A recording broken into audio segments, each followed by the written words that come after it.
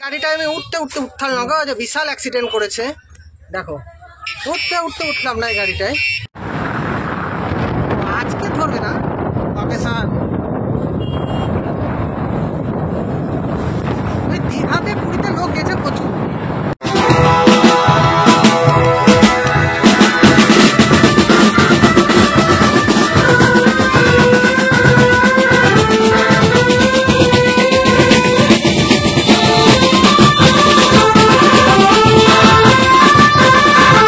জগন্নাথ হচ্ছেন স্বয়ং শ্রীকৃষ্ণ। ভগবান শ্রীকৃষ্ণ যখন মথুরা থেকে বৃন্দাবনে চলে এলেন, তখন সেই উপলক্ষে চালু হয়ে গেল কিন্তু রথযাত্রা উৎসবটা। সমাজের মঙ্গল কামনার উদ্দেশ্যে। আমরা জানি ভগবান শ্রীকৃষ্ণ খুবই দয়ালু, তিনি সকলকে কৃপা দৃষ্টি আর কি দিয়ে থাকেন। হ্যাঁ, কোনো ভক্তই তার কৃপা থেকে বাদ যান না। তা সেই উপলক্ষেই রথযাত্রা উৎসবের প্রচলনটা। তা আমি এখন এসে উপস্থিত হয়েছে সিধা মায়াপুরে। আপনারা তো দেখলেন কিছুক্ষণ আগে যে রুকমণি মৈত্র এসে উপস্থিত হলেন আর কি, নায়িকা আমি চিনি না। হ্যাঁ, তা যাই হোক আপনারা দেখুন, আপনাদেরকে দেখাচ্ছি। আমার বয়স ছিল, সেই সময় থেকে আমি ইসকনে আসি, আমি আমার গোটা পরিবার মিলে। তো আর অনেক কটা বছর হয়ে গেছিল মাঝে, মানে প্রায় 10 বছর হয়ে গেছে যে আমরা একদিনও আসা হয়নি। কিন্তু বলে যে যখন ভগবান ডাকে তোমাকে ঠিক সেটাই সাড়া দিতে হয়, আর আজকে ঠিক তাই রয়েছে। আর এমনই একটা দিনে যে রথযাত্রার দিন, জন্মদিনের দিন, আর আমি এখানে। সো আজকের এই দিনটা আপনাদের সঙ্গে আমার শেয়ার করে নেওয়া, উপভোগ করে নেওয়াটা সত্যি খুবই খুশি। আজকের দিনটা অবশ্যই আপনাদের সকলের আনন্দে কাটুক। আজকে রথযাত্রার দিনটা খুব আনন্দে কাটুক, কিন্তু আজকের মতোই সারা বছরটা যাতে আপনাদের সকলের খুব আনন্দে, খুব ভালোভাবে কাটুক। হরে কৃষ্ণ, জয় জগন্নাথ।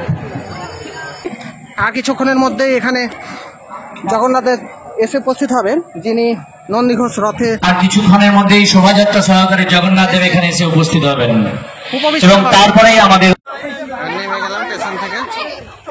আচ্ছা, আজকে শুভ রথযাত্রা। তা শুভ রথযাত্রাকে কেন্দ্র করে একটা নতুন ব্লগ নিয়ে আমি চলে আসলাম। চলুন দিয়ে দেখাচ্ছি কোথায় এসেছি না এসেছি।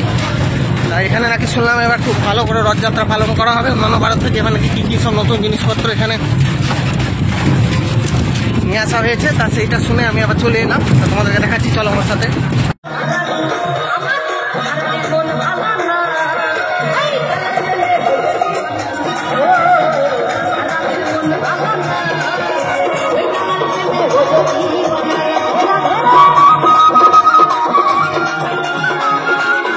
ভারতে পায় প্রত্যেকটি ভক্তবৃন্দ ভগবান শ্রী শ্রী জগন্নাথ সম্পর্কে অবগত।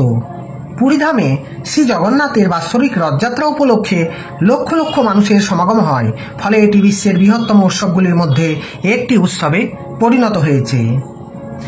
পুরীধামে শ্রী জগন্নাথের আবির্ভাব এবং তার এমন বিশেষ রূপ পরিগ্রহ করার কারণ আমরা হাজার হাজার বছর আগে ভগবান বিষ্ণুর অন্যতম শিষ্য রাজা ইন্দ্রদ্যুম্ন তার প্রভুকে মুখোমুখি স্বচক্ষে দর্শন করার আকাঙ্ক্ষা করেন। তিনি সংবাদ পান যে ভগবান বিষ্ণু নীলমাধব বিগ্রহ রূপে নীলগিরিতে প্রকট হয়েছেন, এবং তিনি তার পূজারীকে জানিয়েছেন যে তিনি রাজা ইন্দ্রদ্যুম্নের দ্বারা রাজকীয়ভাবে পূজিত হতে চান। চলো বন্ধুরা, তিনি যখন ওই স্থানে উপনীত হলেন, তিনি দেখলেন যে ওখানে কোনো বিগ্রহ নেই। তখন তিনি একটি দৈববাণী শুনতে পেলেন। ওই বাণীতে ঘোষণা করা হলো যে রাজা নীলগিরির ওপরে একটি মন্দির নির্মাণ করবেন এবং সেখানে জগন্নাথ দারু বিগ্রহ রূপে প্রকটিত হবেন।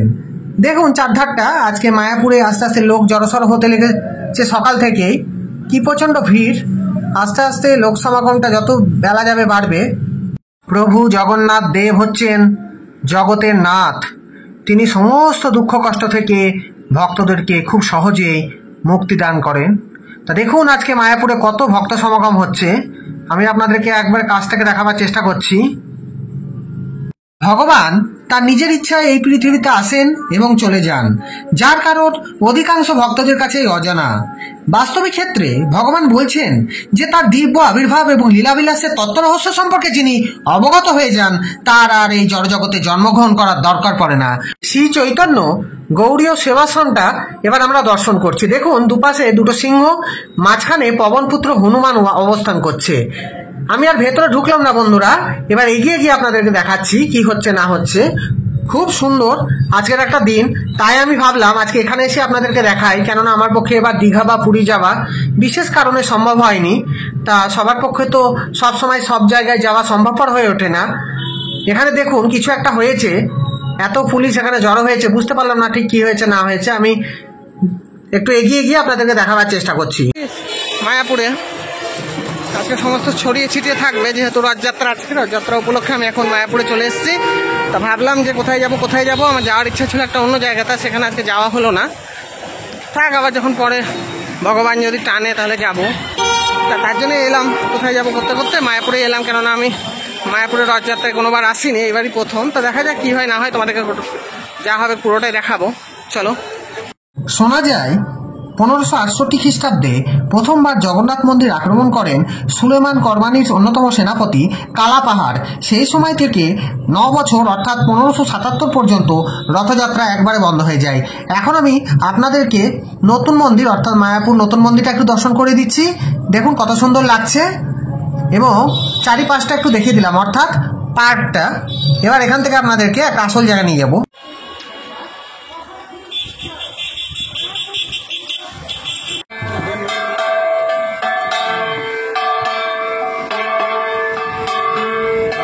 উনিশশো 68 খ্রিস্টাব্দে ইসকনে হরকৃষ্ণ আন্দোলনের মধ্য দিয়ে সারা বিশ্বে বিভিন্ন শহরে রথযাত্রাটা ছড়িয়ে পড়ে বন্ধুরা, অর্থাৎ ভারতের বাইরে। গেটটা দেখছেন মায়াপুর ইসকনের, দেখেন মোটামুটি 2টোর সময় রথ বেরোবে বন্ধুরা। আমি একটু তাড়াতাড়ি চলে এসেছি, তাই দাদা বললো তোমাদেরকে কয়েকটা জায়গা দেখাচ্ছি তোমাকে নিয়ে গিয়ে। তা চলো, তোমাদেরকেও দেখাচ্ছি। তোমরা আগে কখনো দেখেছো কিনা আমি জানি না এই জায়গাগুলো। চলো। হয়েছেন চাঁদ কাজীর সমাধির স্থানে লেখা রয়েছে, সমাধি দিয়েছিলেন কে? মহাপ্রভু নিজে। কাকে দিয়েছিলেন? চাঁদ কাজী নামক ওই ভদ্রলোককে মৃত্যুর পরে নিজে হাতে মাটি দিয়ে সমাধি দিয়েছিলেন। তো চাঁদ কাজী কে ছিলেন? ভাগবতে বিশ্বাসী হলে ভাগবতে বলেছেন চাঁদ কাজী ছিলেন দাপর যুগে মথুরার রাজা কংস মহারাজ। সেই কংস মহারাজের দৈববাণী ছিল কৃষ্ণ ভগবানের হাতে ওনার মৃত্যু হবে। তাই মৃত্যু ভয়ে ভীত হয়ে কংস মহারাজ কৃষ্ণ ভগবানকে মেরে ফেলার জন্য অঘাসুর, বকাসুর, চীনাবর্ত, পুতনা এই সমস্ত অসুরদের দ্বারা কৃষ্ণ ভগবানকে মেরে ফেলার চক্রান্ত করেছিল। কিন্তু ভগবানের ক্ষতি করা মানুষের অসাধ্য ব্যাপার, তাই কংস মহারাজ কৃষ্ণ ভগবানের কোনো ক্ষতি করতে পারেনি। তখন কৃষ্ণ ভগবান কংস মহারাজকে বলেছিলেন, সম্পর্কে তুমি তো আমার মামা হও, তথাপিও চিনতে না পেরে মেরে ফেলার চক্রান্ত করলে। কি করে মামা হলো? দৈবকীর দাদা হলেন কংস, আর দৈবকীর মনস্কামনা পূর্ণ করার জন্য স্বয়ং কৃষ্ণ ভগবান কংসেরই কারাগারে দৈবকীর পুত্ররূপে আবির্ভূত হয়েছিলেন। যে দিনটা আমরা জন্মাষ্টমী ব্রত উপলক্ষে পালন করি, তাহলে সম্পর্কে মামা ভাগ্নে হলো। তথাপিও চিনতে না পেরে মেরে ফেলার চক্রান্ত করলে। তাই পরবর্তী জন্মে তুমি যবনের ঘরে জন্ম নেবে, অর্থাৎ মুসলিম পরিবারে জন্ম নেবে। সেই দাপর যুগের কংস মহারাজ কলিকালে ভাগবতের কথা অনুযায়ী চাঁদ কাজী হিসাবে জন্ম পেয়েছিলেন। তো কংস মহারাজ যখন বুঝতে পেরেছিলেন আমি অভিশপ্ত হলাম, তাহলে উদ্ধার পাবো কি করে বলে মনে মনে অনুতপ্ত হয়ে ভগবানের শরণাগত হলে, তখন অন্তর্যামী কৃষ্ণ ভগবান কংস মহারাজকে বলেছিলেন, আমি তোমাকে উদ্ধার করব কলিকালে। যখন নবদ্বীপের মায়াপুরে সতী মায়ের গর্ভে চৈতন্য ভগবান অবতীর্ণ হব, সেই সময় আমি তোমাকে উদ্ধার করব। সেই চৈতন্য ভগবান চাঁদ কাজীকে হরি নাম মন্ত্র দিয়ে ভক্ত শিষ্য করে উদ্ধার করেছিলেন, আর আশীর্বাদ করে বলেছিলেন, তুমি যবন হয়ে মুসলিম হয়ে আমার ভক্ত এবং শিষ্য হলে, তাই তোমার নাম যাতে জগতে অমর হয়ে থাকে, তার ব্যবস্থা হিসাবে তোমার মৃত্যুর পর আমি নিজে হাতে মাটি দিয়ে সমাধি দেব, আর সমাধির ওপরে একটা গোলক চাপা গাছ বসিয়ে যাব, যে গাছের ফুল সারা বছর ধরে। দেখুন এই সেই গোলক চাপা গাছটা বাবা যার কথা বললেন, এটি মহাপ্রভুর হাতে বসানো আর কি। এই আমি এখন চাঁদ গাজীর সমাধির সামনে চলে এসেছি। এটার বয়স মোটামুটি 525 বছর হলো মানে দোল পূর্ণিমাতে হয়ে গেছে। তা আপনাদের একটু ঘুরে ঘুরে দেখায়। তারপরে বলছি আর কি। দেখো গোলক চাপা গাছটার বয়স যে কতটা তা গুড়িটা দেখেই আপনারা বুঝতে পারছেন। 525 বছর বয়স। চলুন ঘুরে ঘুরে দেখাচ্ছি। জয় নিতাই।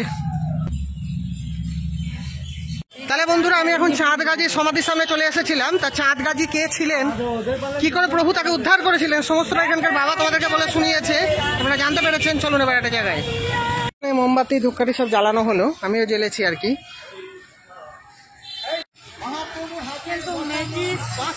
দেখুন বন্ধুরা আমি এখন চাঁদ গাজীর সমাধি থেকে বেরিয়ে যাচ্ছি।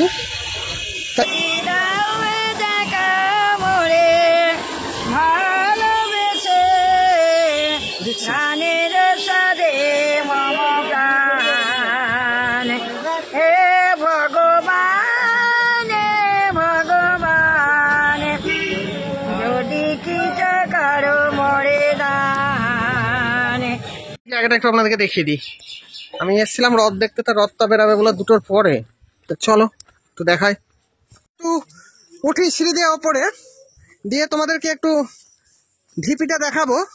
এখানে আমি কোনোদিন আসিনি, আমি অনেক কবার মায়াপুরে এসেছি। তার রথযাত্রা উপলক্ষে এইবার প্রথম আমার মায়াপুরে, কেননা আমার পক্ষে দীঘা পুরী এবার যাওয়া সম্ভব হয়নি বিশেষ কারণবশত। একটু পারিবারিক চাপ ছিল বলে আমি যেতে পারিনি।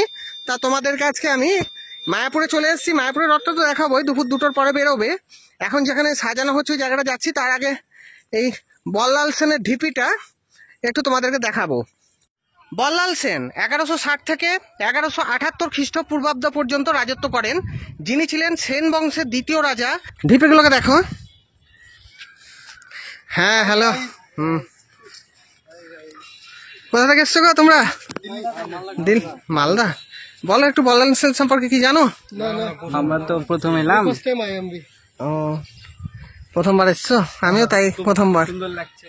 আপনারা আর একটা কথা জানলে অবাক হবেন যে এই বল্লাল সেন গোবিন্দ পালদেবকে পরাজিত করে পাল সাম্রাজ্যের অবসান ঘটিয়েছিলেন। তাহলে আমি কি বললাম, 1160 থেকে 1178 খ্রিস্টপূর্বাব্দ পর্যন্ত তিনি রাজত্ব করেছিলেন। বল্লাল সেন সেন বংশের দ্বিতীয়তম শক্তিশালী রাজা বিজয় সেনের পুত্র। চলো তোমাদেরকে এবার ঢিপিটা ভালোভাবে দেখিয়ে দিই। বাংলায় পাল বংশের দ্বিতীয় রাজা কুলজি প্রভৃতি ঐতিহাসিক গ্রন্থসমূহ থেকে আমরা জানতে পারি বিজয় সেনের পুত্র এবং উত্তরসূরি বল্লাল সেন বাংলাতে সামাজিক সংস্কার বিশেষ করে কৌলিন্য প্রথার প্রবর্তন করেন। এখন আমরা তার ঢিপির ভিতরে ঢুকে আপনাদেরকে দেখাচ্ছি। তার সময় 2টি লিপি প্রমাণ করে নৈহাটির তাম্রশাসন এবং সনকার মুদ্রিলিপি। এ পর্যন্ত যে লিপিগুলো আবিষ্কৃত হয়েছে তাতে তার বিজয় সম্পর্কে তেমন কোনো তথ্য আমরা পাই না। তবে কিছু কিছু সামরিক গ্রন্থ তখনকার, যথা অদ্ভুত সাগর গ্রন্থে বর্ণিত আছে গৌড়ের রাজার সঙ্গে বল্লাল সেনের যুদ্ধ বিগ্রহের কাহিনী। এতে গৌড়রাজকে পাল বংশের রাজা গোবিন্দ পালের সঙ্গে অভিন্ন বলে শনাক্ত করা হলেও আনন্দ ভট্টের বল্লাল রচিত 1510 খ্রিস্টাব্দে এমন কিছু তথ্য ওখান থেকে আমরা পেয়েছি যে সেখানে বল্লাল সেন মগধে পালেদের ওপরে চরম আঘাত এনেছিলেন। কিন্তু এতে আমাদেরকে একটা কথা না বললেই নয়, এতে কিন্তু তার বাবা বিজয় সেন তার সঙ্গে সর্বদাই সাথ দিয়েছিলেন। দেখুন বংশের দ্বিতীয়তম রাজা বল্লাল সেন, তার ঢিপির পাশে দেখো চারদিকে পরিবেশটা কত সুন্দর। বন্ধুরা আমরা মায়াপুরে বেড়াতে আসি, মন্দিরগুলো দেখে চলে যাই, এখানে অনেক কিছু জিনিস আছে দেখা। তা আমি আজকে মায়াপুরের রথযাত্রা উপলক্ষে এবছর প্রথমেই এসেছি। তা শুনলাম নাকি ওনাদের রথটা আর কি 2টোর পরে বেরোয়। তা আমি ভাবলাম বসে থাকবো, একটু ভাই বললো চলো তোমাকে ঘুরে ঘুরে আশেপাশটা দেখাবো, তিনি এলো আর কি। তা আমি এটা প্রথমে এসে আপনাদেরকে দেখিয়ে দিলাম ওর জন্য এই বল্লাল সেনের ঢিপিটা কেমন হয়েছে একটু কমেন্ট করে বলবেন। চলো এখান থেকে একটা জায়গায় কত এই সিঁড়িগুলো দিয়ে আবার নেমে যায়, যেদিক দিয়ে উঠেছিলাম। চারিপাশটা দেখো কত সুন্দর, বল্লাল সেনের ঢিপি। দেখুন আমরা এখন যাচ্ছি রাজাপুরের দিকে। এই যে রাজা বল্লাল সেনের ঢিপিটা আপনাদেরকে দেখালাম, ওনারই এলাকাগুলো ছিল আর কি। চলুন আস্তে আস্তে চারপাশে দেখে নেন। রাজাপুরে ঢুকে গেছি না? চলো, বল্লাল সেনের এলাকার মধ্যে পড়ছে এটা।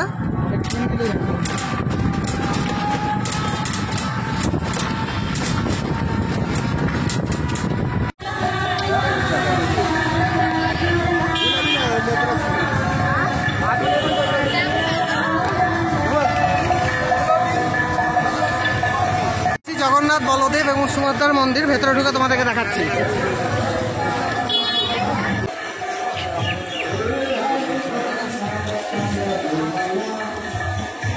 চলো পরপর দেখাই। জগন্নাথ, বলদেব এবং সুভদ্রার মন্দিরের এটা ফটিক চট্টোপাধ্যায়, জগন্নাথ দেবের সেবায়িত। দেখো 1757 থেকে 1778 পর্যন্ত উনি জীবিত ছিলেন। সচিদানন্দ, দেখো জগাই মাধায় উদ্ধার।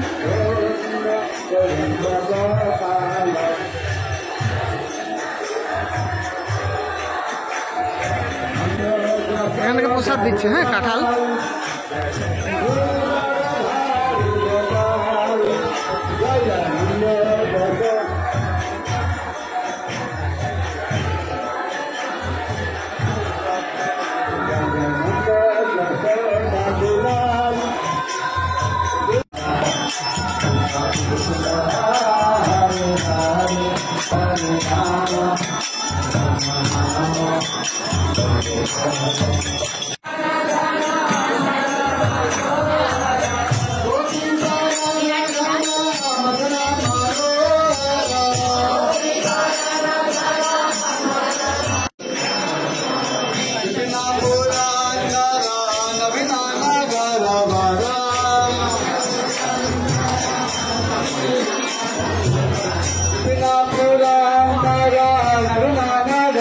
অপ্রাকৃত খিচুড়ি মহাপ্রসাদ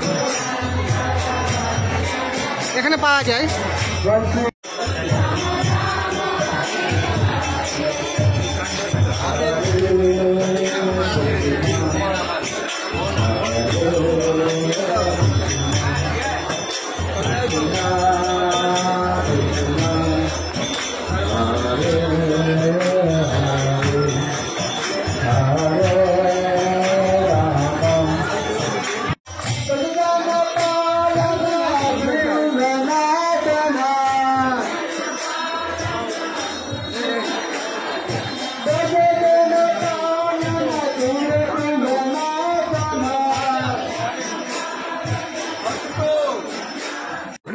ভিড়টা দেখো কি ভিড় দেখো। আমি একটু দর্শন করে নিই,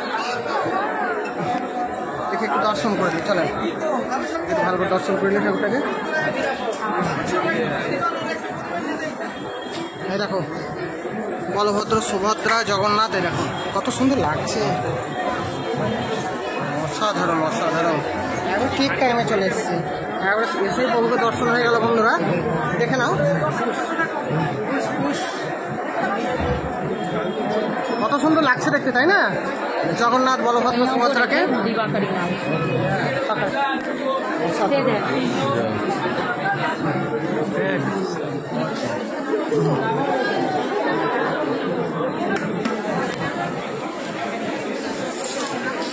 অসাধারণ লাগছে।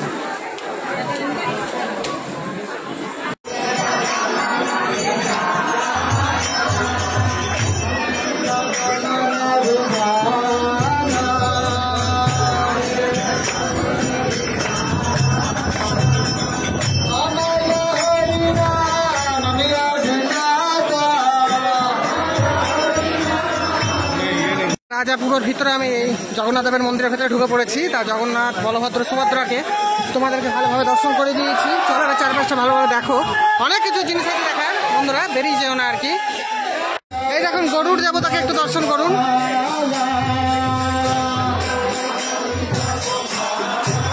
চলো এবার তোমাদেরকে চারিপাশটা একটু দেখায়। আলপনা দিচ্ছে দিদিরা, দেখো কত সুন্দরভাবে, দেখো কত সুন্দরভাবে দিদি আলপনা দিচ্ছে, দেখেছো?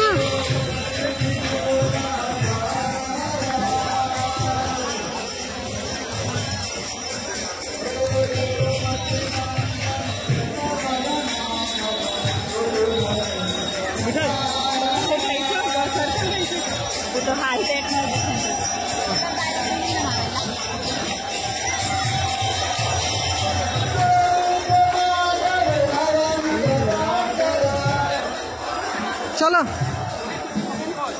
অসাধারণ জায়গাটা তোমাদেরকে একটু দেখিয়ে দিই। জগন্নাথ, বলভদ্র, সুভদ্রাকে একটু দর্শন করে দিই। কত সুন্দর লাগছে।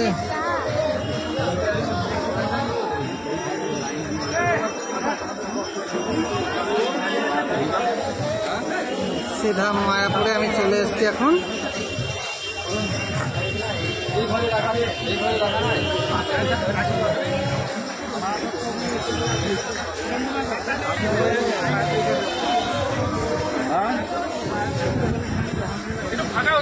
এই জায়গাটার নাম কি বলছে? রাজা রাজাপুর। চলো এবার এর সব প্রিপারেশনগুলো তোমাদেরকে একটু দেখাই। প্রথমে এক বরাবর হাত ধরে সামনে আঁকাবে, ঠিক আছে? মিডলে ক্লিপ দিতে হবে না, সব সামনে হাত ধরবো। আমরা কোন দিক থেকে বেরোবে? এরকম করে ঘুরবে এদিক দিয়ে এদিক আগে উঠাবে, ঠিক আছে ঠিক আছে, আমরা পিছিয়ে যাবো, এই সেম অনুযায়ী করে সামনে চলে যাবে, পিছনে চলে আসবে। আমরা পিছিয়ে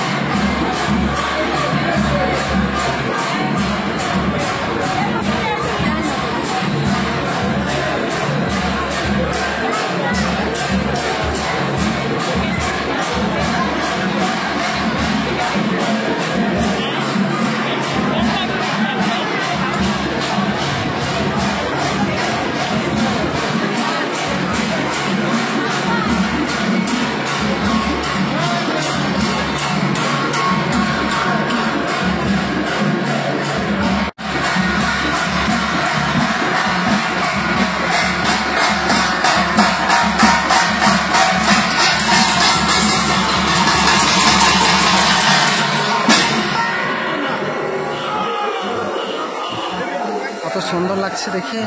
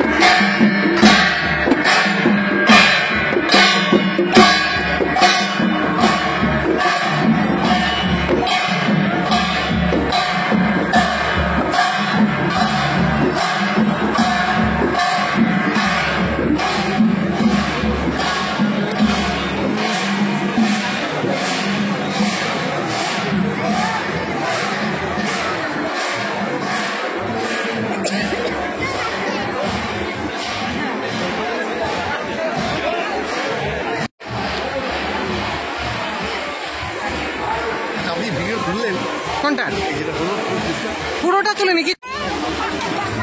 কি ভিড় দেখেন গো, ভিড়টা একবার দেখেন।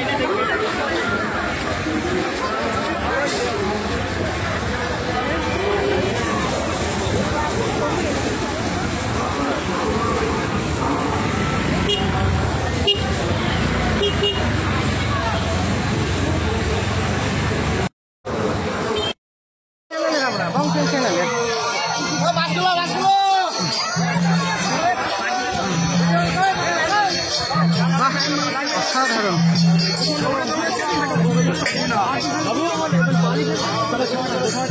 এই দুটো কি ঠাকুর একটু বলে দাও না, এই দুটো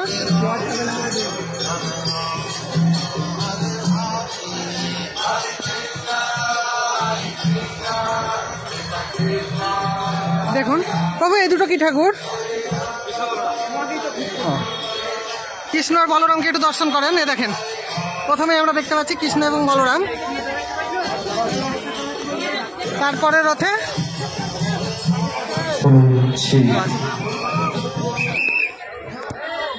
দেখো এটা বলদেবের রথ।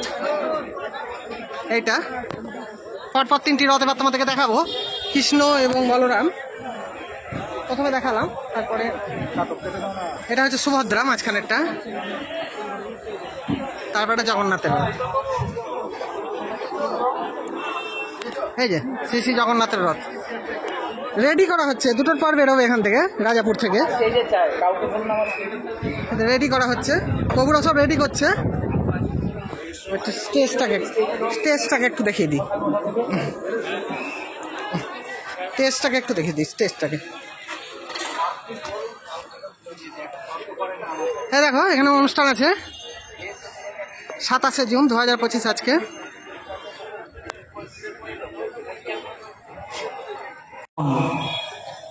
সারা বিশ্বব্যাপী এই জগন্নাথ বলদেব সুভদ্রা মহারানী রথযাত্রা উদযাপন করছে। আমরাও কোনো অংশে পিছিয়ে নেই। শ্রীধাম মায়াপুর যা হচ্ছে ইসকনের আধ্যাত্মিক মূল কেন্দ্র, সেই মায়াপুর ইসকন মায়াপুরের পরিচালনায় আজকে রাজাপুর থেকে এই রথযাত্রা, এই শোভাযাত্রা আর কিছুক্ষণের মধ্যেই শুরু হতে চলেছে এবং এই রথযাত্রা গিয়ে পৌঁছবে শ্রীধাম মায়াপুরে ইসকন ক্যাম্পাসে এবং সেখানে 7 দিন জগন্নাথ বলদেব এবং সুভদ্রা মহারানী অবস্থান করবেন এবং 7 দিন পরে উল্টো রথযাত্রা 5ই জুলাই আবার তিনি রথে আরোহণ করে এই রাজাপুরে তিনি আবার ফিরে আসবেন। আমাদের কিছুক্ষণের মধ্যে এখানে এসে উপস্থিত হবেন বিভিন্ন অতিথিবৃন্দ, এবং ইতিমধ্যেই আমাদের মঞ্চে উপস্থিত হয়েছেন আমাদের পরম পূজ্য শ্রী শ্রীমৎ গৌরাঙ্গ প্রেম স্বামী মহারাজ, এবং কিছুক্ষণের মধ্যেই আমাদের বিভিন্ন প্রশাসনিক আধিকারিকরা এখানে এসে পৌঁছবেন। তাছাড়া আজকে আমাদের বিশেষ অতিথি রয়েছেন চলচ্চিত্র জগতের বর্ষিয়ান অভিনেত্রী শ্রীমতী দেবশ্রী রয়, এবং তার সাথে উপস্থিত হবেন আমাদের বাংলা চলচ্চিত্র জগতের আর এক স্বনামধন্যা নায়িকা রুক্মিণী মৈত্র কিছুক্ষণের মধ্যে উপস্থিত হবেন, এবং তারপর আমাদের বিভিন্ন অতিথিবৃন্দ আমাদের উদ্দেশ্যে কিছু বলবেন। এবং আপনাদের অনুরোধ করব, আপনারা রথের সামনে যে স্টেজ আছে, স্টেজের যে ব্যারিকেড রয়েছে সেখানে এসে উপস্থিত হন। আমরা আমাদের অতিথিবৃন্দদের নিকট থেকে কিছু, তাদের শ্রীমুখ থেকে কিছু আমরা শ্রবণ করব এই রথযাত্রা উপলক্ষে, জগন্নাথ বলদেব সুভদ্রা মহারানীর উপলক্ষে। এবং নিয়ে এসে আরোহণ করানো হয়। এটা হচ্ছে রঙ্গবিজয়।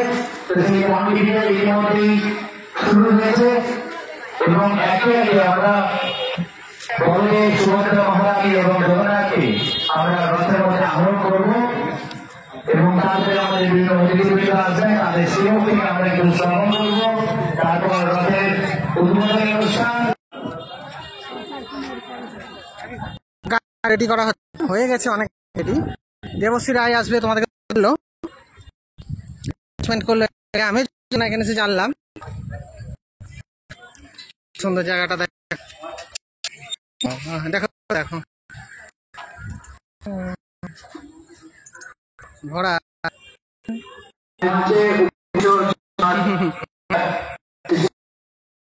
নিয়ে আসা হচ্ছে, তোমাদেরকে দেখাচ্ছি, দেখতে থাকো।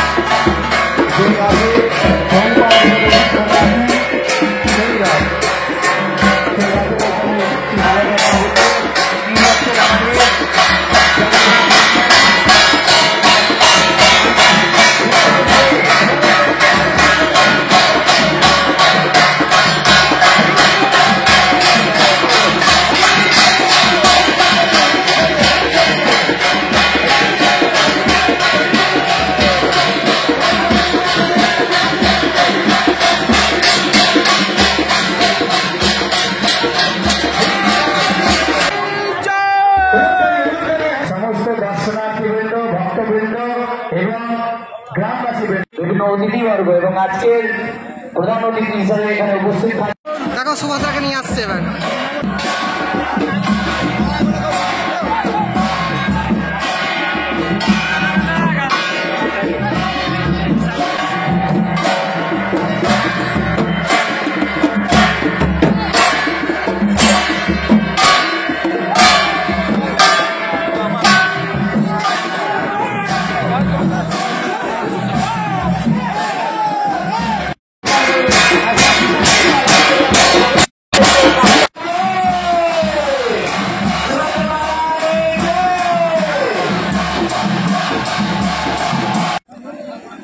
আমাদের মঞ্চে উপস্থিত হচ্ছেন বাংলা চলচ্চিত্র জগতের স্বনামধন্য নায়িকা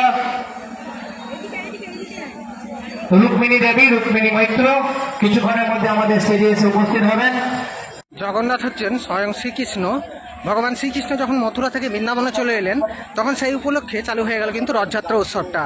সমাজের মঙ্গল কামনার উদ্দেশ্যে আমরা জানি ভগবান শ্রীকৃষ্ণ খুবই দয়ালু, তিনি সকলকেই কৃপা দৃষ্টি আর কি দিয়ে থাকেন। হ্যাঁ, কোনো ভক্তই তার কৃপা থেকে বাদ যান না। তা সেই উপলক্ষেই রথযাত্রা উৎসবের প্রচলনটা। তা আমি এখন এসে উপস্থিত হয়েছে সিধা মায়াপুরে। আপনারা তো দেখলেন কিছুক্ষণ আগে যে রুক্মিণী মৈত্র এসে উপস্থিত হলেন আর কি, নায়িকা আমি চিনি না। হ্যাঁ, তা যাই হোক আপনারা দেখুন, আপনাদেরকে দেখাচ্ছি। আর কিছুক্ষণের মধ্যেই এখানে জগন্নাথের এসে উপস্থিত হবেন, যিনি নন্দীঘোষ রথে। আর কিছুক্ষণের মধ্যেই শোভাযাত্রা সহকারে জগন্নাথ দেব এখানে এসে উপস্থিত হবেন উপবিষ্ট এবং হবেন। তারপরেই আমাদের নিয়ম হচ্ছে জগন্নাথের দৈনন্দিন যা কিছু লীলা হয় ওখানে মাদল পাঞ্জি বলে একটা গ্রন্থ আছে, তাতে লেখা হয়। তাতে এই কথা উল্লেখ আছে যে একবার রক্তবাহু নামক দৈত্য যখন উৎপাত করেছিল তখন দ্বৈতাপতিরা এই জগন্নাথকে নবদ্বীপ ধামে সেনডাঙ্গা নামক স্থানে রেখে তার সেবা করেছিল। তো ভক্তিবিনোদ ঠাকুর মহাশয় যখন এটা দেখলেন তখন তিনি বললেন যে এখানে যখন 1000 বছর আগে সেন রাজাদের রাজত্ব ছিল, বল্লাল সেন, লক্ষণ সেন, তাদের নাম অনুসারে এখানে একটা জায়গা ছিল সেনডাঙ্গা। বর্তমানে সেই জায়গাটা অপভ্রংশ হয়ে গেছে সোনডাঙ্গা। তো এইভাবে জগন্নাথ দেব এখানে আছেন, এই হচ্ছে অভিন্ন পুরুষোত্তম ক্ষেত্র। তো মহাপ্রভু যখন জগন্নাথপুরীতে সন্ন্যাস গ্রহণ করেছিলেন তখন প্রতি বছরই এখান থেকে 300-400 ভক্তের একটা দল নীলাচলে যেতেন, মহাপ্রভুর সাথে মিলিত হয়ে তারা জগন্নাথের রথযাত্রায় অংশগ্রহণ করতেন। তখন এই স্থানে জগদীশ গাঙ্গুলী নামক একজন ব্রাহ্মণ ছিলেন, তিনি অতি বৃদ্ধ হয়ে গিয়েছিলেন।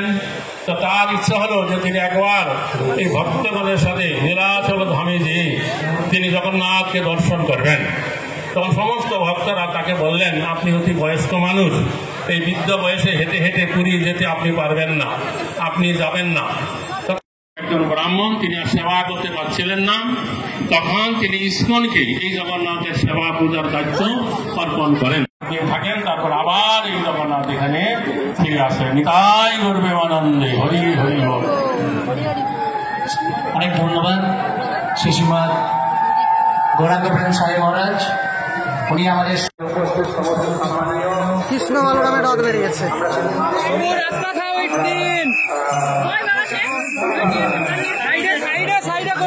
হ্যাঁ হ্যাঁ, মারবে আবার তখন।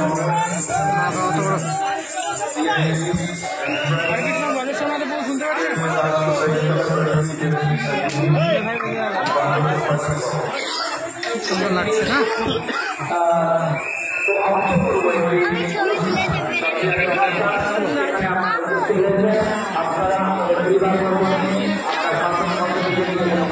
আমি এত সুন্দর রাধা কৃষ্ণের এবং শ্রীকৃষ্ণ চৈতন্যের যে আজকে আমি দর্শন করেছি, আমার গায়ে কাঁটা দিচ্ছে। সত্যি এরকম এত কাছে থেকে এত সুন্দর মূর্তি দর্শন করা বহু বছর আগে করেছিলাম, এতটা হয়তো পারিনি, আজকে খুব সুন্দরভাবে দর্শন করেছি।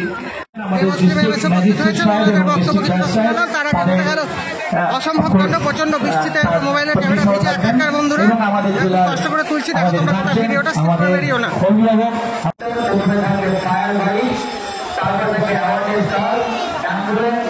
তারপরে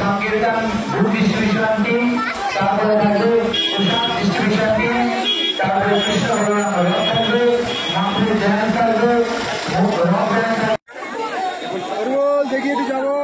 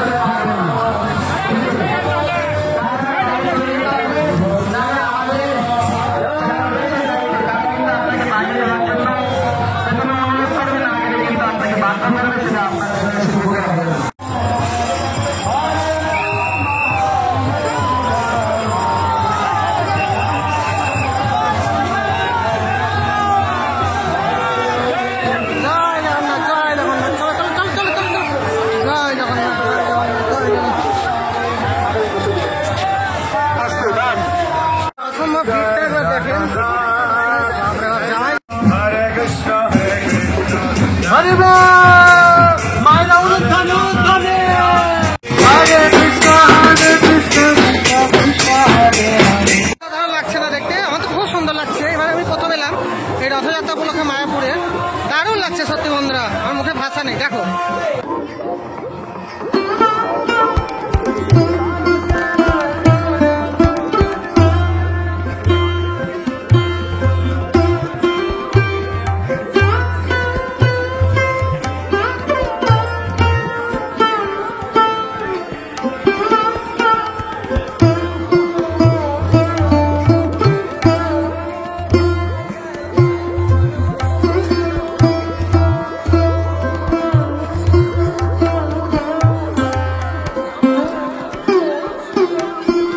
দেখো, হিন্দু মুসলিমের কোনো পার্থক্যই নেই, অসাধারণ একটা মুহূর্ত।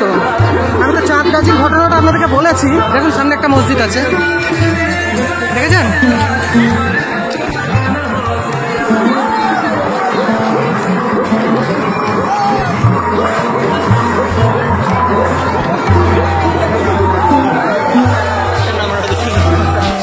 ছাদে উঠে যেত কাকা।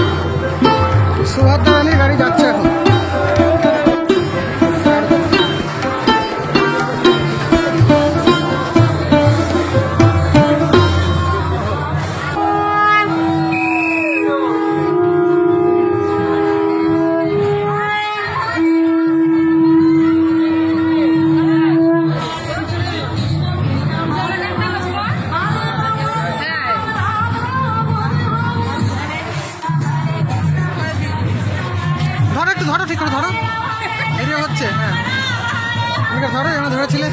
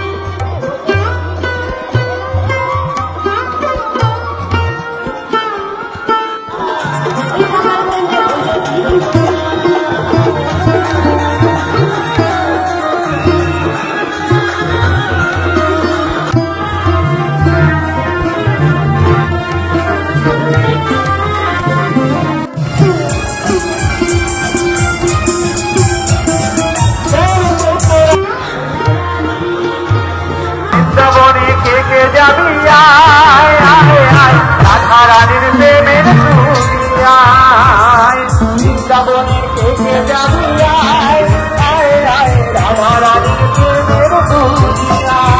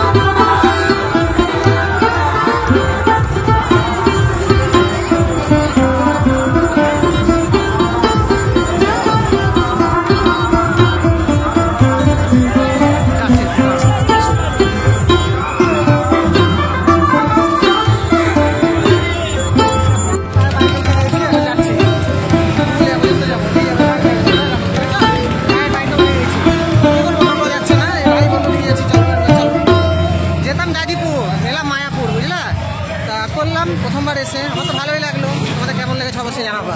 চলো, গাড়িটা আমি উঠতে উঠতাম না গো, যে বিশাল অ্যাক্সিডেন্ট করেছে।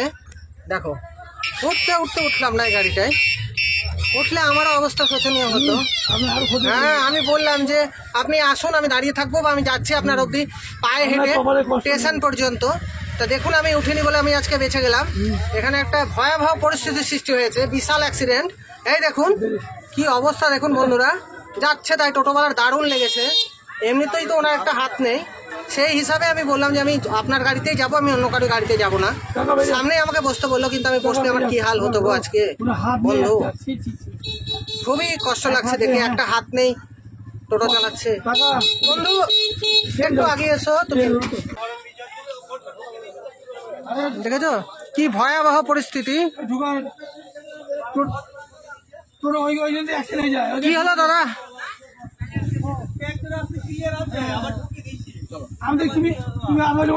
তোমার সঙ্গে লাগলো নাকি? তোমার সঙ্গে লাগলো অ্যাক্সিডেন্ট? আচ্ছা আচ্ছা, কি করে লাগলো গো? ও দাদা কি হলো লেগেছে তো? আরে টোটোওয়ালা পড়ে গেছে, দাদা আমাকে বললে উঠতে, আমি উঠলাম না, নেমে গেলাম, নাহলে আমারও লাগতো আজকে। ভগবান বাঁচালো। দেখো সবাই কি বলছে, দেখো তারা। চলো, আমার অবস্থা কঠিন বুঝলে বন্ধুরা, কি যে হতো কপালে কি লেখা, সবই জগন্নাথের কৃপা বুঝলে। আমি যে যেতাম আজকে জাজিপুর, এলাম আজকে মায়াপুর বন্ধুরা। ভাবলাম মায়াপুরে যাই, জাজিপুর নাহলে অন্য কোনো বার তোমাদেরকে গিয়ে দেখাবো। আমার কপালে আছে সত্যি, না নাহলে আমি আজকে এইটুকুনি রেখেছিলাম। আমি আর গুলটিচা মন্দির অব্দি যেতে পারবো না বন্ধুরা। হ্যাঁ, তো আমাকে একটা কাজ আছে,